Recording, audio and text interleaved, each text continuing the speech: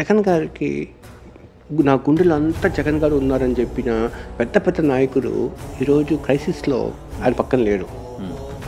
మీరు ఒక్కరిని నిలబడుతున్నారు. మీరు చెప్పొచ్చు ఇందుకు చాలామంది ఉన్నారు కదా అని చెప్పి.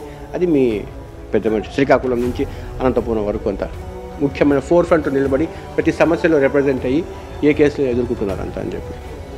ఈ లీడర్స్ వెళ్ళిపోవడానికి రీజన్ ఏమంటారు? రాజకీయాల్లో అవకాశవాద రాజకీయాలు చేసేవాళ్ళు ఎప్పుడు ఉంటారు. లీడర్కి అవసరం ఉన్నప్పుడు వదిలి వెళ్ళిపోవటం అనేది కరెక్ట్ కాదని నేను నా భార్య ఇద్దరం మాట్లాడుకున్నాం. ఇప్పుడు కాదు 5వ తారీఖే మాట్లాడుకున్నాం.